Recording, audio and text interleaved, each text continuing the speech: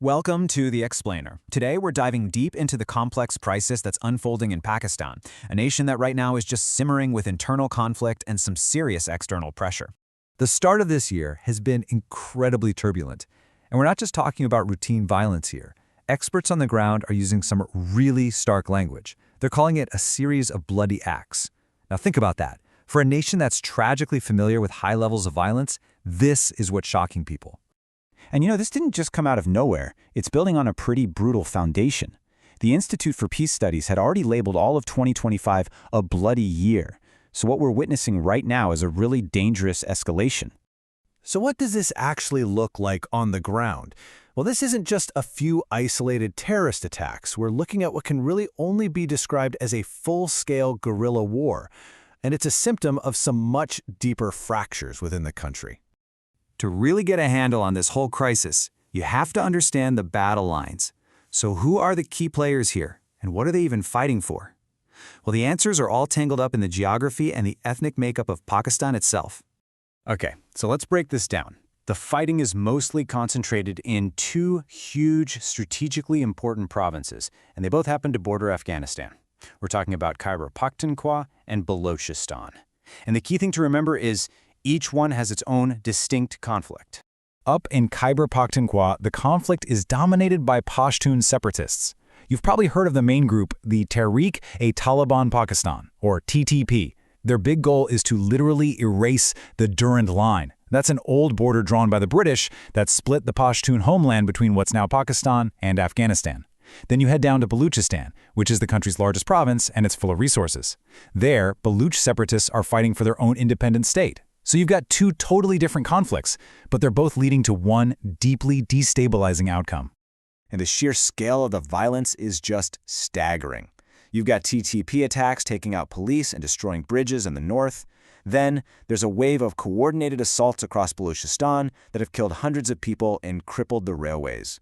And on top of that, a horrific suicide bombing at a Shia mosque right in the capital city, Islamabad. A grim reminder that sectarian violence is another dangerous ingredient in this mix. Now, as if all of this violence wasn't enough, you have a political system that isn't just failing to solve the problem, it is actively pouring fuel on the fire. Experts on Pakistan, they don't mince their words. They describe the political landscape there as a zero-sum game, where for one side to win, the other has to absolutely lose. But they also use an even more powerful term, vendetta. It's basically a bitter, uncompromising feud between the country's powerful political dynasties. And this creates a really vicious and, honestly, a predictable cycle. One political group takes power. Almost immediately what happens? The former leader gets jailed. We've all seen this play out with Imran Khan. The government then gets completely consumed with this internal political battle, and it diverts all its focus away from the real security threats, and the result? The state's ability to fight terrorism is critically weakened, not by outside forces, but from within. Okay, but this isn't just an internal problem. We have to look at the external pressures, because Pakistan does not exist in a bubble. Its neighbors are deeply involved, and each of them has their own agenda, creating this incredibly complex web of regional power plays. And believe me, the blame game is in full swing. Islamabad officially points the finger at India for pretty much all terrorist activity, while also accusing Afghanistan of being a sponsor of terror. But of course, it's a two-way street. India has its own long-standing accusations against Pakistan about Kashmir, and meanwhile, Afghanistan is strategically building closer ties with India.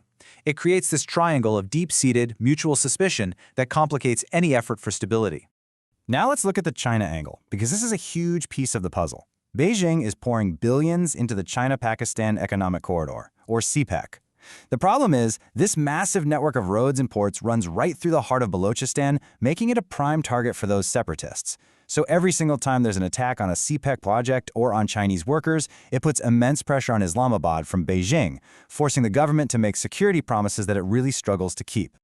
So let's pull all these threads together. You take these fierce separatist movements, you add a dysfunctional political system that's driven by vendetta, and then you mix in all of these intense regional power games, and what you get is a uniquely dangerous and volatile situation. And the most fitting way to describe this perfect storm, a metaphor that analysts keep coming back to, is that of a heated cauldron. It just powerfully captures this sense of immense pressure building from all sides, with the heat constantly being turned up. But at the very center of this cauldron, there is one single overriding factor that elevates this whole thing from a regional crisis to a global concern. One fact that has the entire world watching with extreme apprehension. Pakistan has nuclear weapons. So the United States and other world powers aren't just concerned about the instability for its own sake, they're deeply worried about the security of a nuclear arsenal in a country facing such profound internal and external turmoil. And that one fact changes everything. The instability, the guerrilla wars, the political feuds, suddenly none of it is just a local problem. The stakes are undeniably global. Because the consequences of state failure in a nuclear-armed nation, well, they would be catastrophic. And so, we're left with a final and, frankly, a pretty chilling question. With all these pressures building, internally and externally, in a nation with nuclear arms, what happens when this cauldron finally boils over?